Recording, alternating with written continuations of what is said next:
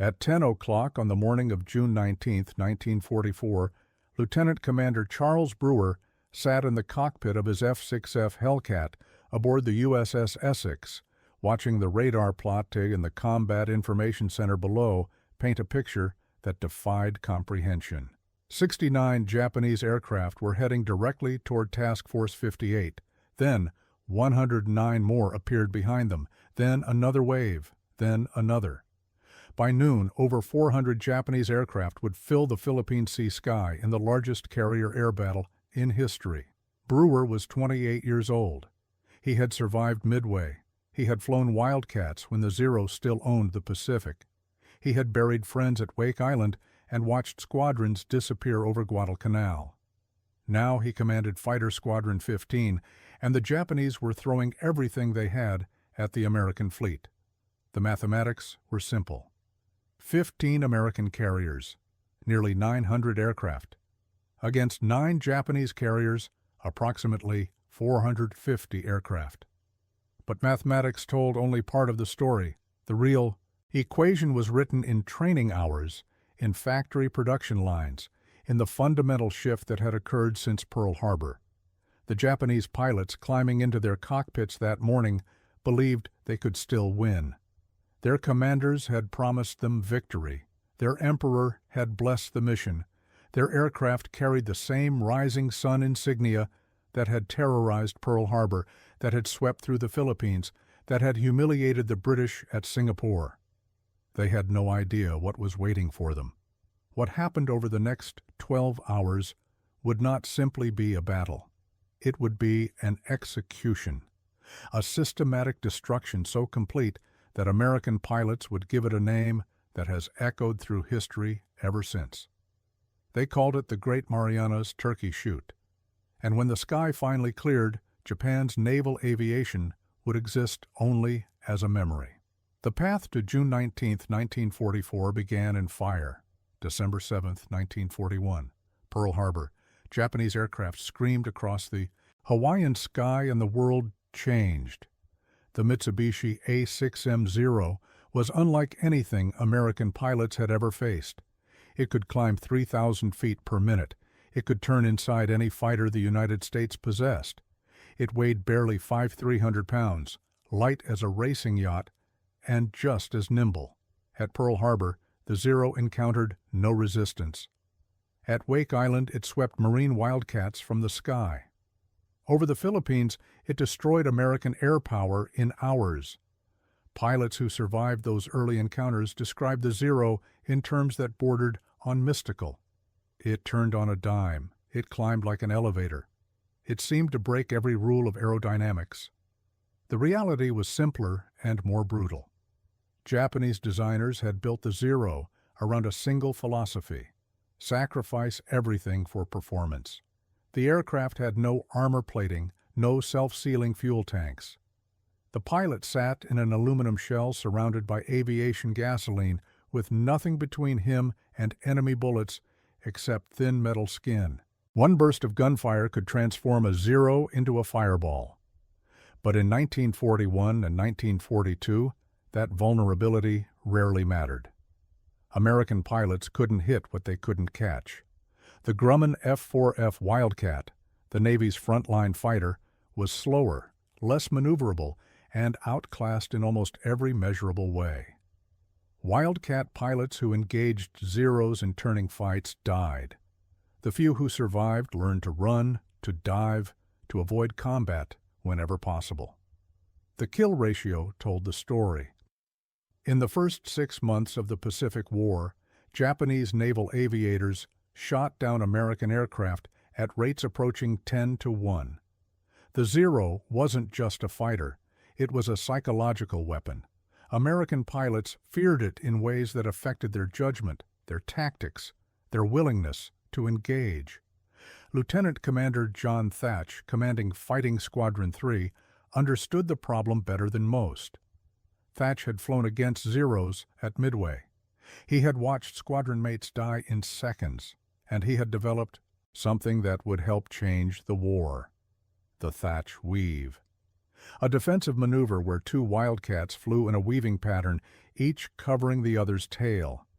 When a Zero attacked one aircraft, the other would turn into it, forcing the Japanese pilot to break off or face head-on fire. The thatch weave worked. It reduced losses. But it was a defensive tactic designed to survive rather than dominate.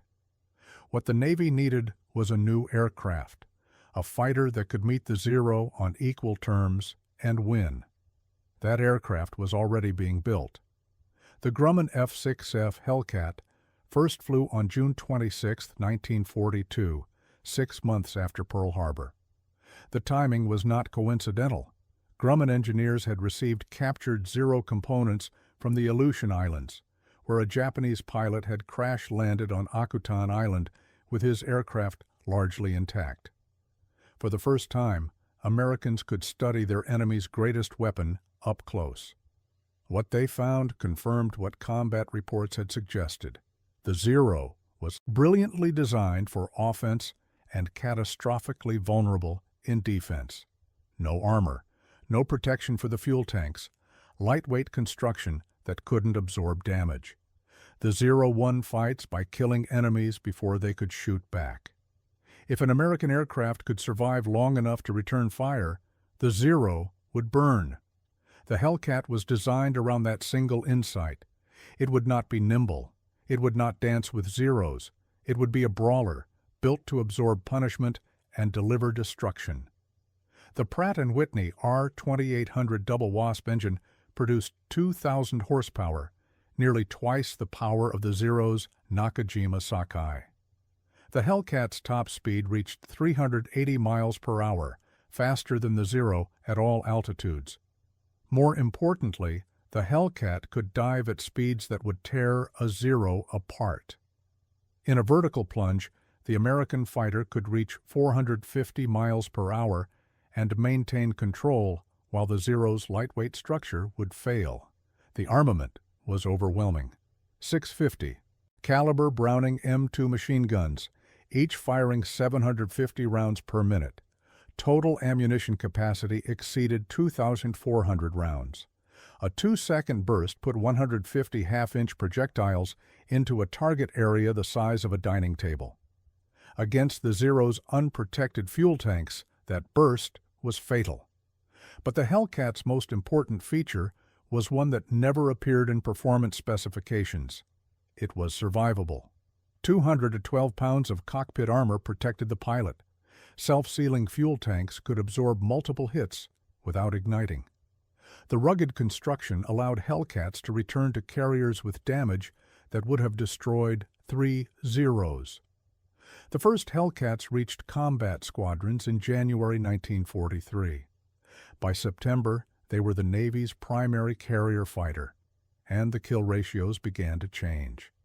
At Marcus Island in August 1943, Hellcats achieved their first major victory. At Tarawa in November, they swept Japanese aircraft from the sky. At Truk in February 1944, the legendary Japanese base that Americans called the Gibraltar of the Pacific, Hellcats destroyed over 200 aircraft in 2 days. But numbers only partially explain what happened. The real transformation was human. Japanese naval aviation in 1941 possessed perhaps the finest carrier pilots in the world. Men who had trained for years, who had flown hundreds of hours, who had honed their skills in combat over China. These were elite warriors, and their expertise was irreplaceable. By 1944, most of them were dead. Midway had killed over 100 experienced pilots in a single day. The Solomons campaign had ground down hundreds more. Rabaul had consumed another generation. Each battle took men who had taken years to train, and Japan could not replace them fast enough. Flight schools that once graduated pilots with 500 hours of training were now pushing men into cockpits with 100 hours or less. Some arrived at their squadrons barely able to land on a carrier deck. Meanwhile, American pilot training expanded exponentially. By 1944, the United States was graduating 30,000 pilots annually. Each carrier pilot received a minimum of 300 hours of flight training before reaching the fleet. They practiced gunnery until deflection shooting became instinct. They flew navigation exercises until instrument flying was second nature. They trained in aircraft carriers until deck landings were routine rather than terrifying. The industrial disparity was equally stark. In 1944, American factories produced 96,318 aircraft. Japan produced 28,180. For every plane Japan built, America built 3. For every pilot Japan trained, America trained 4. Admiral Jisaburo Ozawa understood these numbers when he planned the defense of the Marianas. He knew his pilots were inferior. He knew his aircraft were obsolete. He knew the odds were against him. But he also knew that losing the Marianas would give American B-29 bombers the range to strike Japan itself. The islands had to be held, whatever the cost. Ozawa's plan was desperate and ingenious. Japanese carrier aircraft had longer range than their American counterparts, approximately 350 miles compared to 200. Ozawa intended to exploit this advantage by launching his strikes from beyond American reach. His aircraft would hit Task Force 58, then land on airfields in Guam and Rota to refuel and rearm. They would shuttle back and forth, multiplying their effectiveness, while American aircraft couldn't strike back. The plan assumed 2 things. First, that Japanese pilots could navigate the long distances accurately. Second, that the American fighters couldn't reach Japanese carriers. Both assumptions were wrong. Admiral Mark Mitcher commanded Task Force 58. 15 carriers organized into 4 task groups, spread across 35 miles of ocean, 7 fleet carriers, 8 light carriers, 891 aircraft, including 475 Hellcats. It was the most powerful naval aviation force ever assembled. Mitcher was 57 years old. He had commanded the Hornet when Doolittle's raiders launched their attack on Tokyo. He had led carrier groups at Midway and in the Solomons. He understood carrier warfare better than perhaps any officer alive, and he understood what was coming. On June 18, 1944, American submarines spotted Ozawa's fleet steaming toward the Marianas. Task Force 58 prepared for battle. Mitcher's orders were simple: protect the invasion fleet at Saipan, destroy Japanese air power, win the battle for the Pacific. That night, aboard carriers across the task force, pilots received their briefings. They studied recognition silhouettes of Japanese aircraft. They reviewed tactics. They checked and rechecked their Hellcats. Sleep came hard, if at all. Lieutenant Alexander Vrasiu was a pilot with Fighting Squadron 16 aboard the USS Lexington. He had already shot down 12 Japanese aircraft, making him one of the Navy's leading aces. On the night of June 18th, he wrote a letter to his parents. He didn't mention the coming battle. He wrote about the weather, about food, about missing home. The letter might be his last. He knew it. His parents would know it.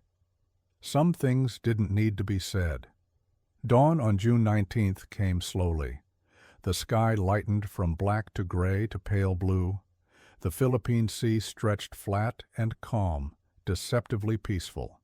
Aboard the Japanese carriers, aircraft were being spotted for launch. Aboard the American carriers, pilots manned their ready rooms, waiting. At 5:50, Japanese scout planes began lifting off from Ozawa's carriers. Their mission was simple: find the American fleet, report its position, guide the strike aircraft to their targets. At 08:30, they found it. The first radar contact appeared on American screens at 0957.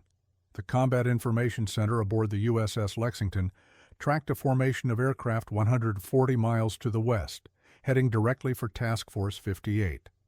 Minutes later, a second formation appeared, then a third. Admiral Mitcher gave the order: launch fighters. Across the task force, carrier decks erupted in controlled chaos. Hellcats roared down catapults and rumbled off flight decks. Within minutes, 450 American fighters were climbing toward the incoming enemy. The largest aerial battle of the Pacific War had begun. The first Japanese wave consisted of 69 aircraft: Zeros, Judys, Jills. They flew in tight formation, discipline maintained, heading for the American carriers with single-minded determination. Their leader was Commander Akira Tarui, a veteran pilot who had survived 3 years of Pacific combat. He expected opposition. He expected losses. He expected to reach the American fleet. He did not expect what happened next. The Hellcats hit the Japanese formation at 25,000 feet, diving from altitude with the sun behind them. The first zero exploded without warning, then another, then 3 more.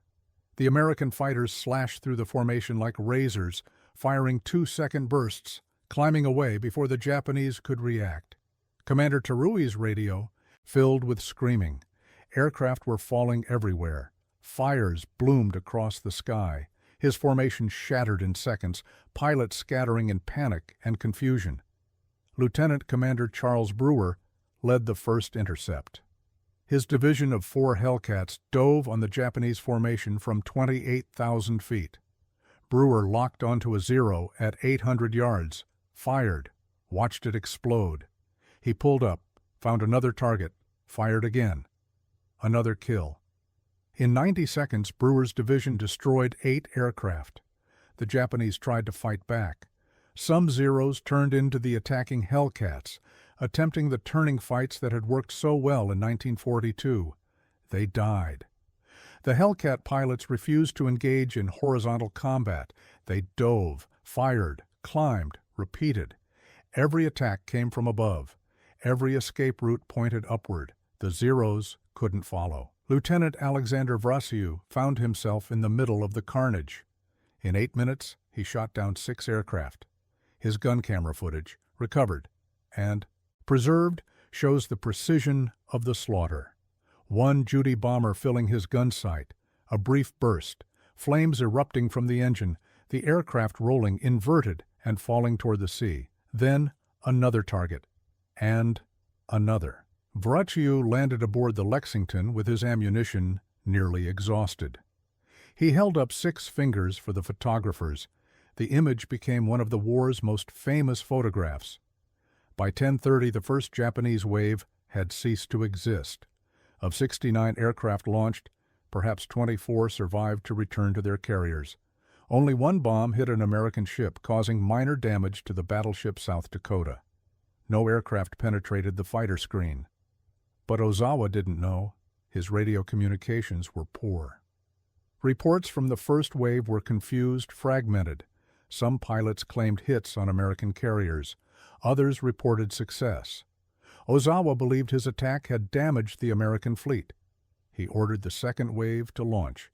The second wave was larger, 109 aircraft, Zeros, Judys, Jills, even some obsolete Kate torpedo bombers dragged out of reserve. They climbed from Ozawa's carriers at 0856, formed up, and headed east. The American radar tracked them from 115 miles out. Fighter directors had 45 minutes to position intercepts. By the time the second wave approached Task Force 58, over 200 Hellcats were waiting. The slaughter exceeded the first wave. Lieutenant Commander William Dean led 12 Hellcats into the Japanese formation at 1100. In the first pass, his squadron destroyed 15 aircraft. Dean himself shot down 3 Judys and 2 Zeros before his guns ran empty. He returned to his carrier, rearmed in 17 minutes, launched again, and shot down 2 more. The Japanese formation disintegrated. Aircraft scattered in all directions. Some tried to press through to the American carriers. They died. Some turned back toward their own fleet. Many of them died too, shot down during the long retreat. Some simply became lost, their inexperienced pilots unable to navigate the featureless ocean. Lieutenant Junior Grade Wilbur Webb found himself alone against 12 Japanese aircraft. His division had become separated during the initial intercept. Webb should have retreated, should have waited for support. Instead, he attacked. Webb dove on the lead Zero from above and behind. 1 burst, 1 kill. He pulled up, rolled, found another target. The Japanese pilots were confused, disorganized. They couldn't coordinate their defense. Webb shot down 2 more aircraft before his wingman rejoined him. Together they destroyed 4 more. When Webb landed, his crew chief counted 200 bullet holes in his Hellcat. The armor plate behind his seat had stopped 7 rounds. The self-sealing fuel tanks had absorbed 3 more. Webb was uninjured. Of the 109 aircraft in the second wave, fewer than 30 returned to Japanese carriers. Almost none reached the American fleet. The third wave launched at 1,000. 47 aircraft. By now even Ozawa was beginning to understand something had gone terribly wrong. Reports from survivors of the first 2 waves painted a picture of catastrophe. But the battle plan called for continued attacks. The Marianas had to be defended. There was no choice but to continue. The third wave approached Task Force 58 from the north, attempting to avoid the main fighter concentration. American radar detected them anyway. Fighter directors vectored 40 Hellcats to intercept. The battle lasted 7 minutes. When it ended, the third wave had lost half its aircraft without reaching the American carriers. But the Japanese disaster was not limited to the air. While Ozawa's aircraft were being systematically destroyed, American submarines were stalking his carriers. The USS Albacore, commanded by Commander James Blanchard, had been trailing the Japanese fleet since dawn. At 0910, Blanchard maneuvered into attack position on the carrier Taiho, the newest and largest carrier in the Japanese fleet. Ozawa's flagship. Blanchard fired 6 torpedoes at 1,300 yards, 1 hit. The damage initially seemed minor. Taiho continued operations. Aircraft continued launching, but the torpedo had ruptured aviation fuel storage tanks. Gasoline vapors began spreading through the ship. At 14:32, 6 hours after the torpedo hit, a spark ignited the accumulated fumes. The explosion tore Taiho apart. The flight deck buckled. Fires swept through the hangar deck. Within minutes, the carrier was a floating inferno. 1,650 men died, including most of the ship's air group. Ozawa transferred his flag to a destroyer, watching his flagship sink beneath the waves. 2 hours later, another American submarine struck. The USS Kavala, commanded by Commander Herman Kostler, found the carrier Shokaku recovering aircraft from the morning strikes. Shokaku was a veteran ship. She had attacked Pearl Harbor. She had fought at Coral Sea, at Santa Cruz, in a dozen other battles. Her luck ran out in the Philippine Sea. Kostler fired 6 torpedoes. 3 hit. Shokaku staggered, took on water, began listing. Fires broke out. The damage control teams fought desperately, but the flooding was uncontrollable. At 15:01, Shokaku rolled over and sank, taking 1,272 men with her. The fourth Japanese wave was the smallest and most pathetic. 49 aircraft, many of them trainers and obsolete types, pressed into service. They launched at 1100, headed for Task Force 58, and encountered the same wall of Hellcats that had destroyed the first 3 waves. The fourth wave didn't even come close. American fighters intercepted them 75 miles from the fleet. In the running battle that followed, 39 of the 49 aircraft were destroyed. Some survivors attempted to land on Guam, only to find American fighters strafing the airfields. They circled, low on fuel, watching their planned refuge burn below them. Most crashed into the sea. By 1430, the battle was effectively over. Japanese aircraft losses exceeded 350. American aircraft losses totaled 23. The kill ratio approached 15-1. The Japanese pilots who survived struggled back to their carriers in scattered groups. Many became lost over the trackless ocean. Some ran out of fuel and ditched. Some found their carriers but crashed attempting to land, their limited training betraying them at the worst possible moment. The recovery operations were chaos. Aboard the surviving Japanese carriers, officers counted aircraft and pilots. The numbers were devastating. Carrier air groups that had launched with 60 or 70 aircraft now had 10 or 15. Some squadrons had been completely wiped out. The carefully trained pilots, the veterans who had survived 3 years of war, were gone. Admiral Ozawa finally understood the scale of the disaster. He had lost 2 carriers. He had lost nearly 400 aircraft. He had lost the cream of Japanese naval aviation, and he had accomplished nothing. Not a single American carrier had been damaged. The invasion of Saipan would continue. The war would continue. But Japanese naval aviation would not. That night, the surviving Japanese fleet withdrew westward. Ozawa had no choice. He had no aircraft left to fight with. His remaining carriers were empty shells, floating targets for American strikes that would surely come with dawn. The American pursuit came the next day, June 20th. Mitcher launched a late afternoon strike at extreme range, 300 miles, knowing his pilots would return after dark with fuel tanks nearly empty. The strike found the Japanese fleet and sank another carrier, the Hiyo. But the cost was high. 80 American aircraft ran out of fuel on the return flight. Pilots ditched in the dark ocean. Some were rescued, some were not. Mitcher made a decision that became legendary. He ordered the task force to turn on its lights. Every carrier, every cruiser, every destroyer blazed with illumination, creating a beacon visible for miles.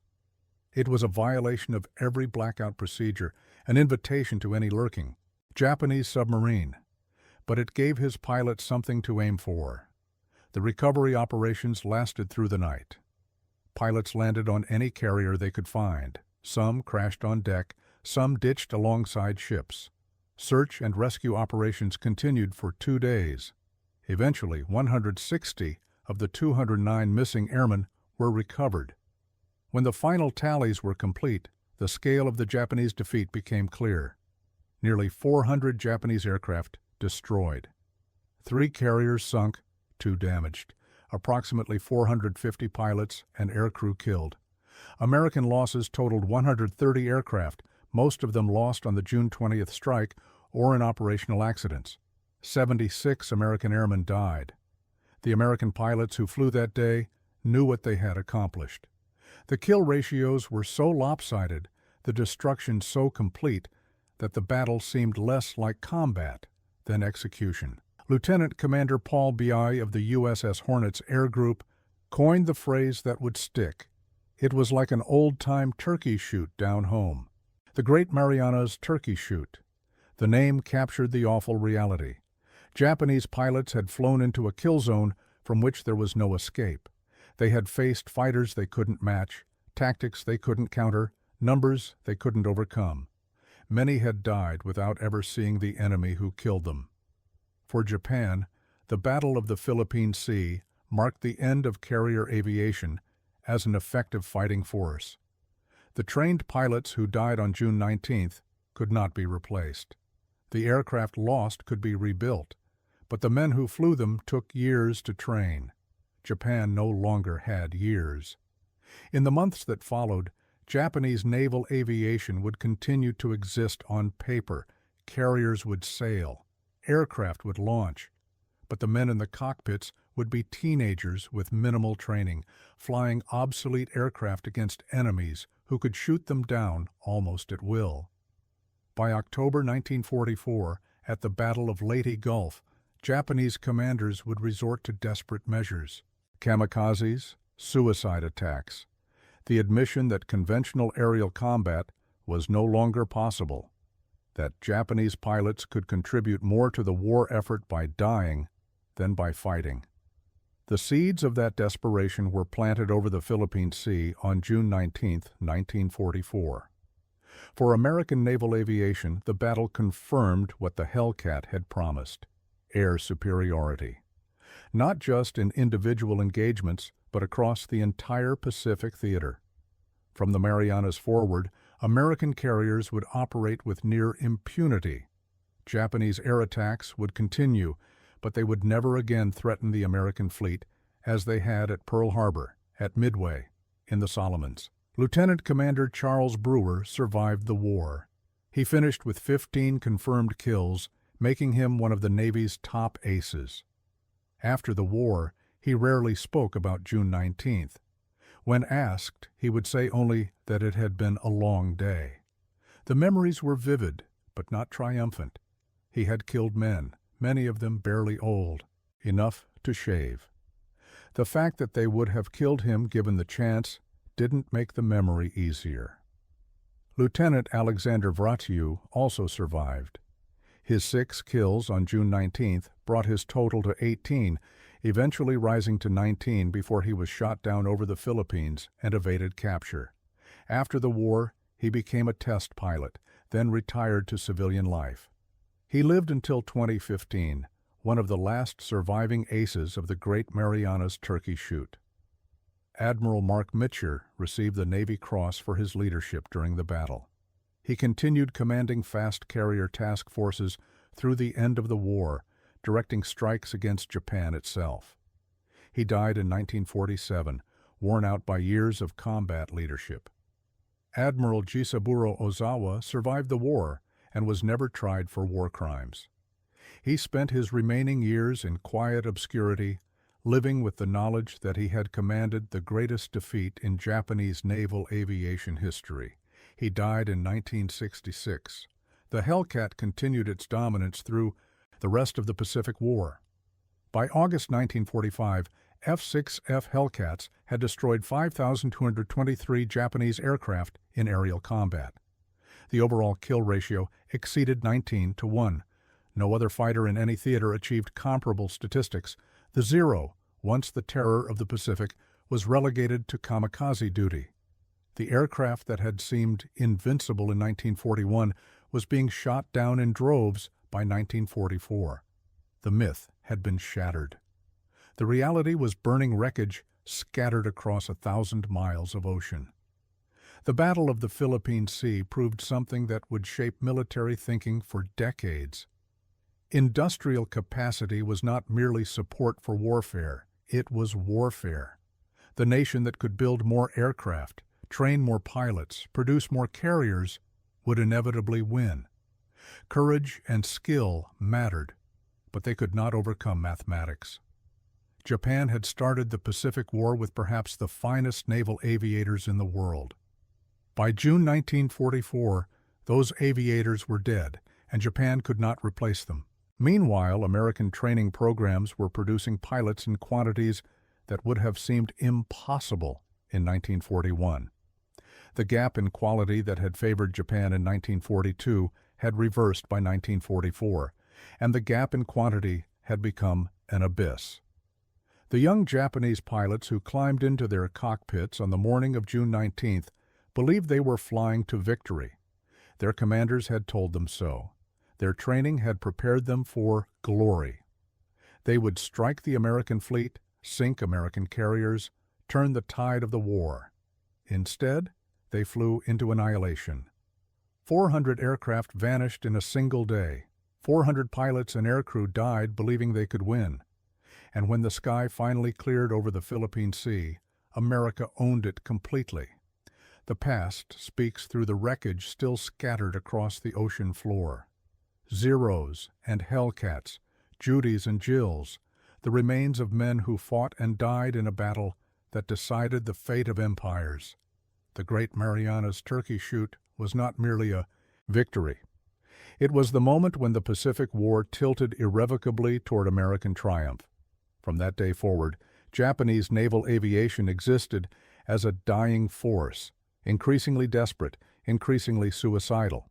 The kamikazes that would terrorize American ships in 1945 were born from the ashes of June 19, 1944. When conventional tactics failed, when trained pilots vanished, only desperation remained. And in the cockpits of their Hellcats, American pilots had proven what industrial democracy could achieve.